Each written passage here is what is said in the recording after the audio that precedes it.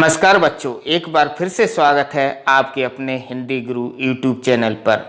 आज हम अभ्यास करेंगे कक्षा 10 अध्याय 8 में कल्याण की राह के महत्वपूर्ण प्रश्न और उत्तर बहुविकल्पीय प्रश्नों सहित।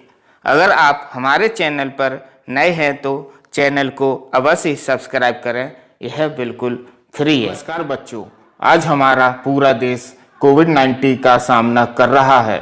यह अभी खत्म नहीं हुआ है, हमें इससे सावधान रहना चाहिए। इसके बचाव के लिए हाथ धोना, मास्क पहनना और आपस में उचित दूरी बनाए रखना।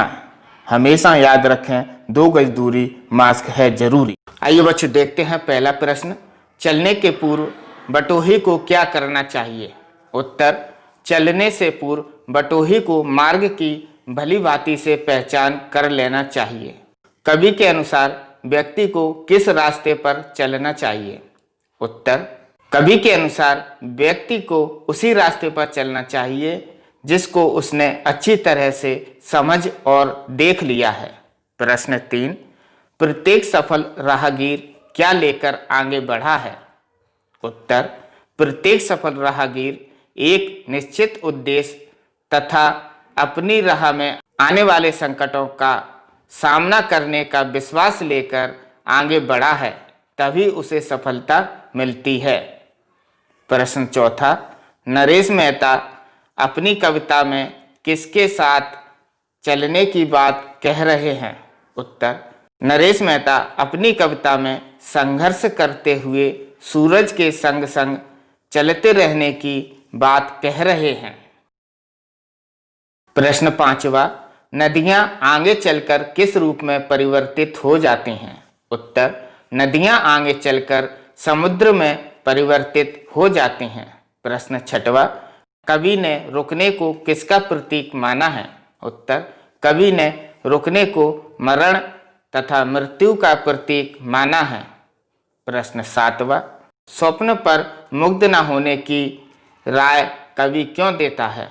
उत्तर: स्वप्न पर मुग्ध न होने की राय कवि इसलिए देता है कि इससे मनुष्य सच्चाई से दूर हो जाता है और ये स्वप्न उसे कहीं का नहीं रहने देते। वह उन्हीं पर विचरण करता हुआ जग और जीवन से अलग थलग हो जाता है। प्रश्न 8, कवि ने जीवन पथ में क्या क्या अनिश्चित माना है? उत्तर: कवि ने जीवन पथ में निम्न बातों को अनिश्चित माना है। किस जगह पर हमें नदी, पर्वत और गुफाएं मिलेंगी? किस जगह पर हमें बाग, जंगल मिलेंगे? किस जगह हमारी यात्रा खत्म हो जाएगी और कब हमें फूल और कांटे मिलेंगे? प्रश्न 9, कवि के अनुसार जीवन पथ के यात्री को पथ की पहचान क्यों आवश्यक है? उत्तर: कवि हरवंश राय बच्चन मानते हैं कि मानव को जीवन का मार्ग सोच विचार कर अपनाना चाहिए। जीवन में महान बनने का निश्चय लक्ष्य लेकर उसी के अनुरूप जीवन पथ अपनाना आवश्यक है।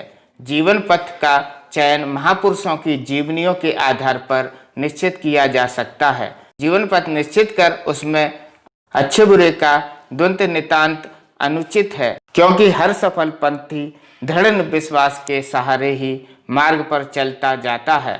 महान जीवन जीने का भाव आते ही तन मन में उत्साह भर जाता है।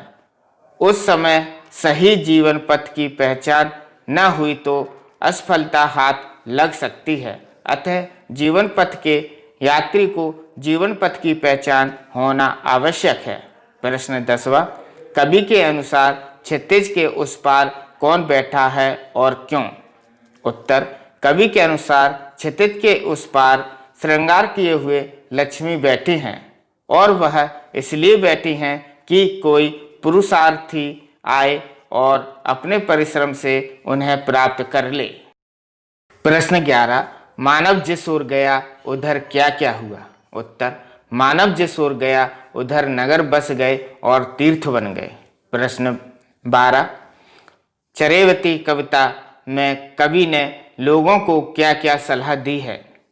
उत्तर: चरेवती कविता में कवि ने लोगों को सलाह दी है कि उन्हें जीवन में कहीं भी रुकना नहीं चाहिए। जिस प्रकार सूरज दिन रात चलता रहता है, उसी तरह उनको भी दिन रात चलते रहना चाहिए। मानव ने निरंतर चलकर ही नगर एवं तीर्थों का निर्माण किया है। जहाँ चलना थम जाता है वहीं मृत्यु आ जाती है, अतः निरंतर चलते रहो। प्रश्न 13, चलने से पूर्व बटोही को कवि किन किन बातों के लिए आगाह करता है? उत्तर, चलने से पूर्व बटोही को कवि आगाह कर रहा है कि हे बटोही, तू चलने से पूर्व अपने पथ की पहचान कर ले। बटोही के क्रियाकलापों और चेष्टाओं की कहानी किसी पुस्तक में छपी नहीं मिलती है। इस मार्ग पर अनगिनत राही चले पर अधिकांश का कोई पता नहीं है, पर हाँ, कुछ अनोखे राहगीर हुए हैं जिन्होंने अपने पग चिन्हों को मार्ग पर छोड़ा है और हम लोग उन्हीं पर चल रहे हैं। प्रश्न 14, स्वप्न और यथार्थ में संतुलन किस तरह आवश्यक है, स्पष्ट कीजिए। उत्तर, कवि कहता है कि हमेशा स्वप्न पर ही तुम मुग्ध मत हो जाओ। जीवन में जो सत्य है उसे भी जान लो। संसार के पथ में यदि स्वप्न 2 की संख्या में है तो सत्य 200 की संख्या में है, अतः स्वप्न के साथ ही साथ सत्य को भी जान लो। स्वप्न देखना बुरा नहीं है, हर आदमी अपनी उम्र एवं समय के अनुसार उन्हें देखता है, लेकिन कोरे स्वप्न से जीवन में काम नहीं चलता है, हमें सत्य का भी सहारा लेना पड़ता है। प्रश्न 15, चरैवती जनगणवा कविता का मूल आशय क्या है? उत्तर, चरैवती जनगणवा कविता का मूल आशय यह है कि हमें जीवन में कभी भी रुकना नहीं चाहिए। जिस प्रकार सूरज दिन रात चलता रहता है, उसी प्रकार हमको भी दिन रात काम में लगे रहना चाहिए। मानव ने निरंतर चलकर ही संसार में नए और भव्य नगरों का निर्माण किया है। उसी ने नए नए तीर्थों का निर्माण किया है। जहाँ चलना थम जाता है वहीं मृत्यु आ जाती है, अतः निरंतर चलते रहना चाहिए। आइए बच्चों, अब देखते हैं कुछ महत्वपूर्ण बहुविकल्पीय प्रश्न।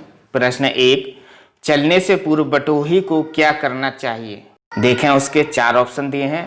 का नगर देखना चाहिए, अगला है गांव निर्धारित करना चाहिए, राहगीर को देखना चाहिए या मार्ग निर्धारित करना चाहिए। इसका सही उत्तर है घ, मार्ग निर्धारित करना चाहिए।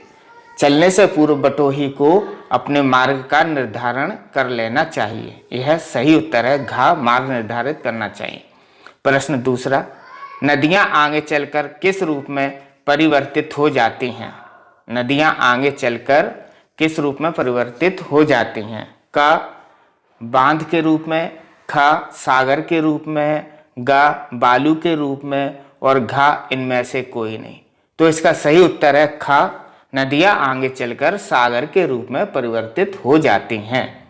प्रश्न 3, कवि ने रुकने को किसका प्रतीक माना है? इसका सही उत्तर है कवि ने रुकने को मृत्यु का प्रतीक माना है।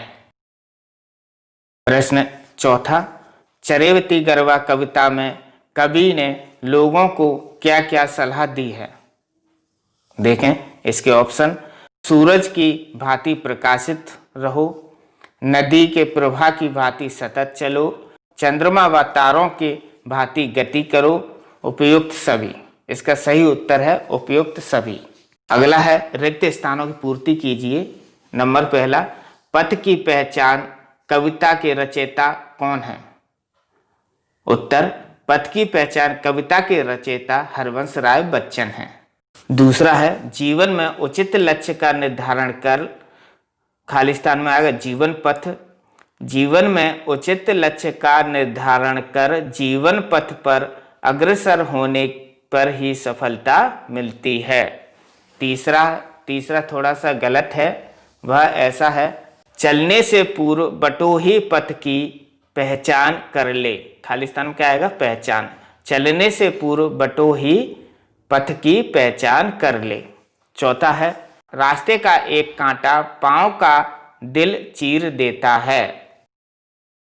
आइए बच्चों, अगला है एक शब्द और एक वाक्य में उत्तर दीजिए। पहला प्रश्न है, चलने से पूर्व बटोही को क्या करना चाहिए? इसका उत्तर देखें, चलने से पूर्व बटोही को पथ की पहचान कर लेना चाहिए। दूसरा, जीवन का कल्याणमय पथ किस प्रकार प्राप्त किया जा सकता है? उत्तर, जीवन का कल्याण सतत कर्म द्वारा प्राप्त किया जा सकता है। तीसरा, भारत छोड़ो आंदोलन में कौन सक्रिय रहे? उत्तर, भारत छोड़ो आंदोलन में नरेश मेहता सक्रिय रहे। अगला प्रश्न चौथा, धरती को प्रकाश और ऋतुओं को नया श्रृंगार कौन प्रदान करता है? उत्तर, धरती को प्रकाश और ऋतुओं को नया श्रृंगार सूरज प्रदान करता है।